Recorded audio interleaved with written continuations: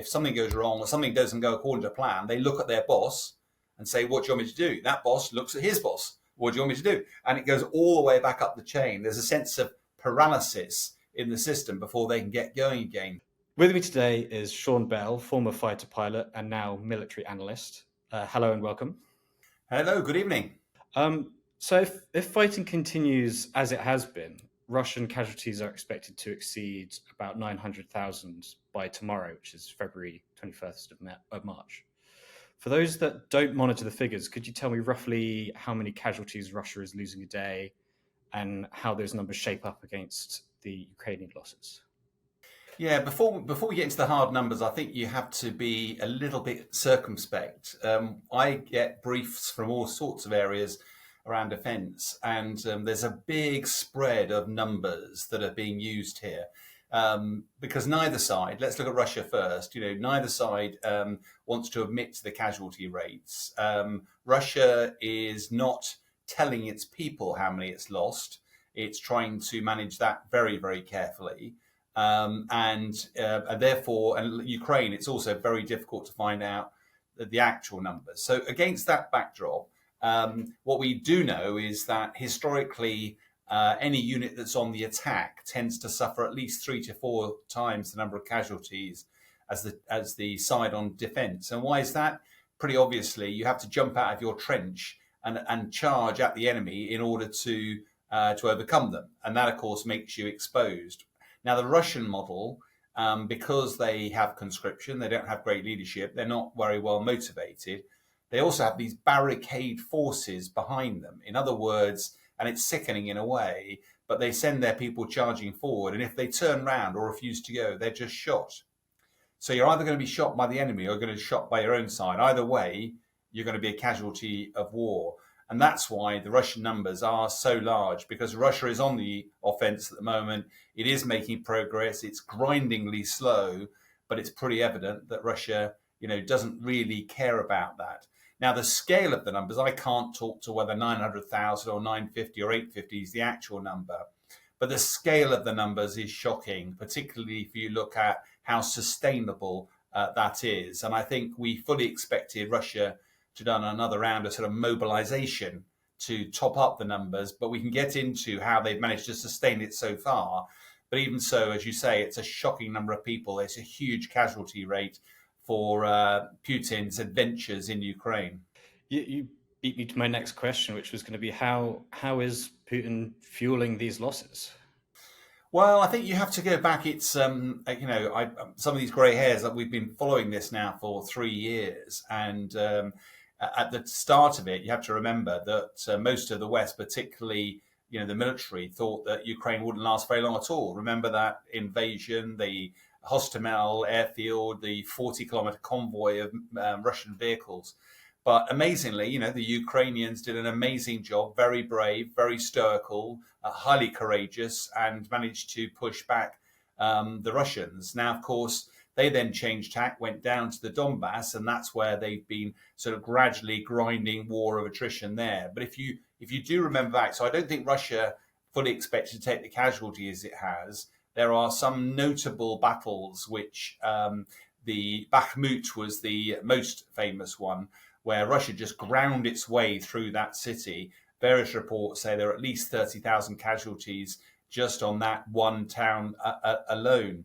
And it was very evident at the time that Russia was trying to find other ways of augmenting its regulars and its conscripts. One of those, if you remember the Wagner group, you remember Yevgeny Prigozhin, they were using basically mercenaries to try to do the fighting for them. They even started recruiting prisoners. Basically, if you're serving a term, you can come out, join the military, serve for 6 months, and then you're a free man after that. That massively dropped the number of people in their prisons. So that was a double benefit for Russia. And the other way they've done it is they brought in people from North Korea. Most famously, 12,000 is believed to have been brought in. Ostensibly, Russia claimed they were only going to serve in the Kursk region, in other words, just in Russia itself. But reports have come back steadily about the North Koreans, because they don't speak the language. They were not that well fed by all accounts. They're pretty emaciated when they came across. They're not battle hardened. They're not used to the battleground, and the reports of some of them being mown down like flies was just horrendous. So if you add all of those things up, it all contributes to a picture that is pretty bleak. But Russia has been managed to sustain the numbers. When you asked about specifics, I think at one stage we were over 2,000 a day casualties, and Russia, if you do the maths, can actually sustain probably just over 1,000 if you look at the recruiting elements and whatever. So the real question then is, okay, so this is not sustainable. Why is Russia continuing to do this? And that appears to be because President Putin wants to achieve his objectives before he takes his foot off the accelerator. Yeah, and again, you hinted slightly at my next question there, which is how sustainable are these losses, and how much longer is your best guess of him being able to continue this?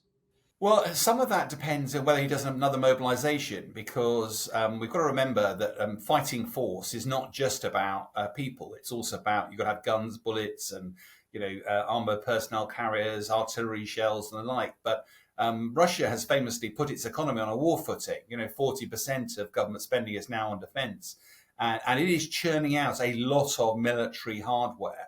So it's people probably that are causing the most problem for President Putin. After all, he's importing weapons from Iran. He's importing them from North Korea in vast quantities because they had vast quantities available. So unlike the West, where we didn't really have large amounts of shells, we provided lots of high-tech equipment, but quickly ran out of that because we don't have big supplies. So it goes back to this people element for Putin. And I suspect what's happening here is that after he had his nose put out of joint because the Ukrainians repelled his initial attack, currently the challenge is to try to take the land bridge down to Crimea. And that's those 4 oblasts, Luhansk, Donetsk, Zaporizhia, and Kherson, that then link Russia up down to Crimea. And he has most of those, but he doesn't have all of them. And it does look like at the moment that he's been fighting through the winter, which doesn't normally make a lot of sense militarily, because there's no leaves on the trees, there's no foliage for cover, the ground is frozen solid, so it's really difficult to dig trenches, and therefore you're very exposed, suffer even higher casualties. But it appears that President Putin has just push to try to go as far as he can before inevitably he will be counting on President Trump. He'd always said he'd stop the war in a day, but at least he knew that he'd want to prepare himself for some form of negotiation. So he runs himself almost dry, get as far as he can on the battlefield, then he's optimized his negotiating position should it come to that. So you think Putin may be almost perhaps not dry in hardware, but in bodies, for lack of a better way of putting it? I think most analysts believe that this isn't without cost for Russia. President Putin knows full well that he may be able to control the information flow into Russia, but there's a lot of families who are burying their sons or their fathers. That can't really be hidden. Likewise, the oligarchs are seeing that most of their revenue streams have been cut off. They can no longer holiday in Paris, send their kids to private school in the UK, go yachting around the world in their super yachts. I'm being flippant, but the oligarchs suddenly have not been able to. They're pariahs on the world stage, and their income is being decimated. So that power base is always a threat to President Putin, and he will be mindful of that. So things aren't all going his way. Inflation is running riot, and public spending is collapsed. So their medical centres and all of those sort of things are actually looking a shadow of their former self. President Putin at this stage doesn't care, but he has to be mindful of that. And most analysts believe it within a year, he will have to grind the war to a halt in some stage anyway. At the moment, though, he does have the advantage. He is winning. I mean, let's be blunt. He is winning on the battlefield. He is making progress. And at the moment, whilst it's very unlikely he'll make a major breakthrough, he is pushing the Ukrainians back, and the Ukrainians don't have an answer at the moment. You mentioned obviously the advantage of being on the defense, but other than that, how is Ukraine achieving such efficiency on the battlefield? There's been some mention of them using drones almost exclusively to hold parts of the front, for example. Yes, I mean, the drone story is quite a difficult one to get your head around, because in itself, those drones are being used almost as a very fancy way of carrying a hand grenade. But if you have enough of them, they're very effective. And President Zelensky famously said he was going to build 1 million drones a year from his defense industrial base. Quite how many he's actually building is another question, particularly with the attacks on the energy infrastructure and the factories. But he's also, by all accounts, imported up to 4 million. There's been reports of people, because these are not expensive things. Many of them are less than $1,000. So you can get a lot of bang for your buck, particularly first-person view, where they don't go that far, but they're incredibly easily controlled. And they have been terrorizing the Russian soldiers and the tanks. I was talking to a drone. I was just out in Ukraine literally last week. And one of the people I was talking to through a colleague was a drone operator. And he said, I thought, what would you really achieve with these little drones? He said, oh, no, we've been flying them into the hatches of tanks. We've been destroying tanks and all sorts with these things. So yes, they are making a big difference. But I think the key is the West at the end of the Second World War saw the millions of people, the casualties of a grinding war of attrition. And they went, hang on a minute, this is not the way we want to fight. We want to fight using technology. If you're going to use dumb bombs, we're going to use smart bombs. We're going to be able to hit the target rather than miss it. Just by way of example, you're probably, neither of us are old enough to remember, but they used to do 1,000 bomber raids in the Lancaster Second World War. Each of those bombers carried 21,000-pound bombs. So 20,000 bombs on their way to Germany at the time. If you were aiming for a target, a factory on the ground, how close would one of those bombs get if you aimed it at the factory? Actually, the figure is about 4 miles. That's the average miss distance. So you had to drop 20,000 bombs in an area bombing to stand any chance of even getting close to the intended target. Now, today, we can carry 3 bombs or 4 bombs on a fast jet. Each of those will hit their target within 4 feet.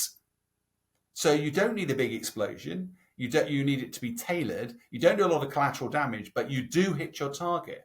And that is where the West has invested huge amounts of money in technology, GPS guidance systems for weapons, making them ruthless, very, very capable. But you don't need many of them, but it does cost a lot of money. And therefore, you have smaller stockpiles. Now, that is what we've been trying to help Ukraine with, to try to minimize their casualties, inflict as many casualties on the Russians as possible. But of course, as our supply of weapons has dried up, so we've had to give more and more shells and bullets. That drags Ukraine into that gladiatorial head-on-head war of attrition, and that has contributed to the spiraling numbers of casualties on both sides. So if especially first-person view drones are quite so cheap, why hasn't Russia been using them to quite the same effect? They have been using them very effectively. I think one thing they are a bit slower, though, to do is bring technology to the battlefield. I think one thing that's been incredibly effective is that the West does not only provide these drones, but the youngsters who are flying them, they fly them in, they put a bodge tape, fly them in, attack a target. The next day they try and do it, and the Russians have put GPS jammers out, so they can't do it. So the young kids go back to their tent at night, scratch their heads, change the software for radar mapping software, terrain mapping software, and then have a go the next day. That sense of rapid innovation is not something that's encouraged by the Russians. They literally do what they're told on the battlefield, whereas the Ukrainians are very definitely trying to capitalize and exploit. And they've also got quite a number of people in the West who are obviously trying to provide as much support as possible. So when they come back and go, okay, this doesn't work, and this is why we think it doesn't work, you've got a load of boffins back in the West who are going, how about this? Trying a new bit of technology, getting it out there, they bodge tape it together and get it working. It's very effective, it's very quick, and it's not expensive. So is some of this sort of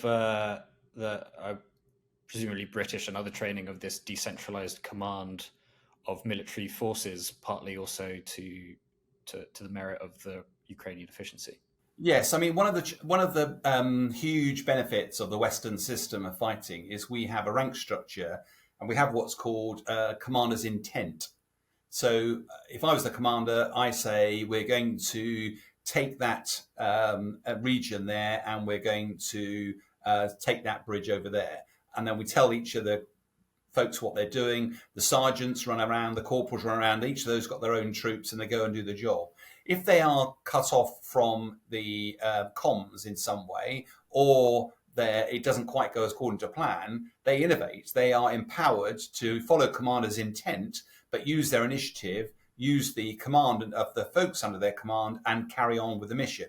That is not something the Russians can do. Each of them, if something goes wrong or something doesn't go according to plan, they look at their boss and say, what do you want me to do? That boss looks at his boss. What do you want me to do? And it goes all the way back up the chain. There's a sense of paralysis in the system before they can get going again. So this sense of innovation and ability to operate autonomously, but knowing what the intent is very, very powerful. And the Ukrainians have been adopting that incredibly effectively. And just briefly to sort of move on to some of the events that are happening today, military leaders and defence personnel are meeting in the UK to discuss just how they might show up in the battlefield. What information do you have about how they might be going toe-to-toe with Russia if needs be? Yeah, it's been an interesting one, hasn't it? Political intent was, we've got to find... Well, let's go back one step. So President Zelensky clearly wants the war to come to an end. Initially, he said he wouldn't give up any territory, but he's now, whether he's been encouraged to, forced to, obliged to because of pressure from the US president, but he's much more interested now in talking about peace. The one thing that he won't countenance is that he knows Russia will not stop. Russia sees no future in an autonomous Ukraine. It's got its own borders, got its own autonomy, got its own leadership. That is not something which Russia sees as potential. So Ukraine has to have some security guarantees. Now, America has famously gone, we're not putting any troops on the ground. We're not providing those security guarantees. We're focused on China strategically. Russia, that's on the European continent. Europe, you step up to the plate and do something about it. So you've got politicians in Europe who to date have gently supported Ukraine. They provide enough support to stop Ukraine losing, but not actually to help it win. Now, all of a sudden, they're questioning whether the US support will be there. And if Ukraine does actually fall, that actually compromises European security. So there's lots of questions now being asked in Europe. How the hell do we step up? How do we operate? No individual nation can do it. Now, at the moment, they're looking in the post-war space. If there is peace, how do we stop President Putin having a go again? And the politicians are worried enough that they've now put military leaders in a room to say, come up with some options. And they will come up with a whole series of options to provide a credible force. But some of them will be quite significant. Some of them will carry a fair bit of risk. And just by way of example, you could put a significant force on the ground, soldiers on the ground. But to do that, you probably need 100,000, given the over 1,000 kilometers of border. And we as a nation probably could only provide about 10% of that. And it's very difficult to see how you'd make up the numbers from the rest of Europe. Therefore, that wouldn't be very effective. Another way of doing it is a no-fly zone. It wouldn't have to be over the whole of Ukraine. It could be over the half part of Ukraine. But Western air power is absolutely dominant over the Russians, and the Russians would have no answer to that. So, and it would be relatively risk-free because, yes, you've got the crew, the pilots, the navigators, or whatever in the aircraft, but the numbers involved will be significantly fewer, and they would be able to defend themselves. I think the point being, though, that these military leaders are okay, they're looking ostensibly at the post-war situation, but I'd be very surprised if they're not also looking at if US support disappears, if Ukraine starts to fall, are we going to let that happen? Or are we going to stand toe-to-toe with President Putin and say, enough is enough, you must stop, and we're going to stand with Ukraine and stop you? What might that landscape look like, that picture of European full engagement with Russia then? I think it will be around, as I say, a no-fly zone, I think, really, because, I'm a former airman, but I spent more time at sea than a lot of my naval contemporaries, and I spent most of my operational time on the ground. And the one thing that the first step on any of our major military operations is you and knock out the air defenses of the enemy, you establish air superiority, and then you fight the battles underneath, because being attacked from the air is incredibly damaging, incredibly dangerous, and incredibly difficult. And therefore, a country like Ukraine that's never had a credible air force to be able to combat the Russians have thankfully been relatively incompetent at securing air superiority, because their air force is actually part of the army and the army just doesn't care. But actually, what the Ukrainian military needs is that air power. It needs that air cover. It needs to stop the enemy attacking it from the air and allow the air force to actually knock out some of the artillery pieces and the weapons on the ground. So air power, I think, would be quite a robust capability to offer to the Ukrainians. I say it would definitely ramp up the war. It definitely carries risk, which is something the politicians will be nervous about. But if you actually want to stop Russia in its tracks, Western air power is the way to do it. Again, you briefly touched on it there, that it is, I think, quite easy to say it's an escalatory measure to engage Europe in such a way. Putin has many red lines which have varied, and from being crossed to I will nuke things if you do the slightest movement, which has then been completely done. So how can we judge such confusing messaging and react in a way that might not incur such a thing as a tactical nuclear weapon? Well, what the point you make is very, very interesting. I think if you were a military planner before the Russians invaded Ukraine, you'd judge that militarily you should be able to relatively easily take Ukraine, but your biggest threat would be if the West started to get involved. So the way you're going to mitigate that is you're going to make some incredibly dangerous threats, intimidate Western politicians and scare them to make sure they never get involved. But what's been fascinating is you can only cry wolf so many times. And if you recall at the start, President Putin threatened the West. Then the West started providing anti-tank weapons for Ukraine, very effective. Then there was a threat of providing tanks. President Putin said that's escalatory. And actually here, throughout this whole process, what the politicians failed to do was, rather than allow Putin to use the word escalatory, what it should have been doing is matched. All the West was doing was matching what Russia was doing. It was matching what it was buying from Iran. It was matching what it was doing with North Korea. But Putin controlled the language, and therefore he kept saying it was escalatory.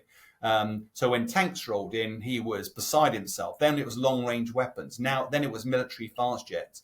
And even when Ukrainian forces actually invaded Russian soil, the first time that's happened since World War II, which most in the West would go, if you're going to have a trigger for starting nuclear war, it'd be when you were invaded, not one hint of it. So what the problem here, I think, is that I wouldn't underplay threatening Russia, but he's like a school bully, and it's very intimidating, but eventually somebody has to stand toe-to-toe with him, because a bully will only understand force. He will only understand a credible deterrence that will step in his way and say, you've got to walk past me to get in.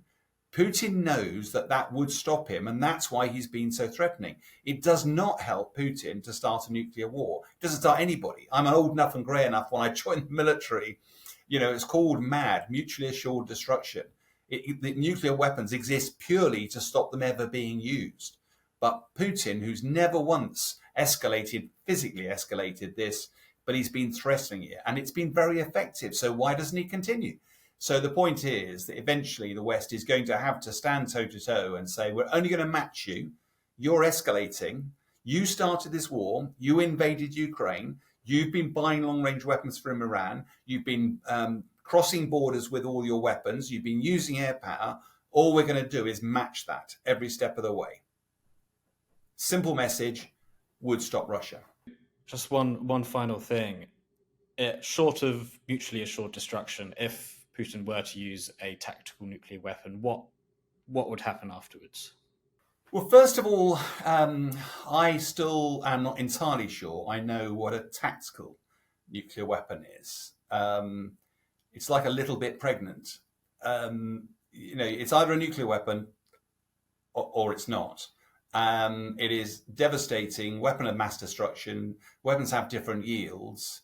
And I know we could get into the how people define it, but the reality is it's a weapon of mass destruction, and it would be very, very difficult. Now, whether use of a nuclear weapon would trigger a global confrontation is another matter. But what Putin has to always believe with the nuclear weapons is that the risks that he entails doing that far outweigh the benefits. Because let's be absolutely clear about nuclear weapons. They are abhorrent. Their very existence is abhorrent. But the very fact, it's not just about military capability, it's also that your intent to use them. In other words, if you had nuclear weapons and you want to deter me, if you turn around and say, well, I'm not sure I'd really like to press the button, then I'm going to be confident I can have a go at you. If you look me in the eye and say, if you walk across that line, if you launch nuclear weapons at me, I will guarantee to take you out. That leaves that's the whole theory of deterrence right there. And therefore, we have to stand toe to toe. There is no benefit for President Putin launching nuclear weapons. That would be the end of his time in the chair. He could end up with Russia being a sheet of glass, with a lot of the West being a sheet of glass, following massive nuclear war. That doesn't benefit anybody, and Putin knows it. He's a small state. He's taken his chances. He's secured the land bridge. What he now wants to do, I suspect, is find an off-ramp in the near term. He wants to get his economy back on track, but there's no way that a nuclear war helps him at all. Sean Bell, thank you very much. You're welcome.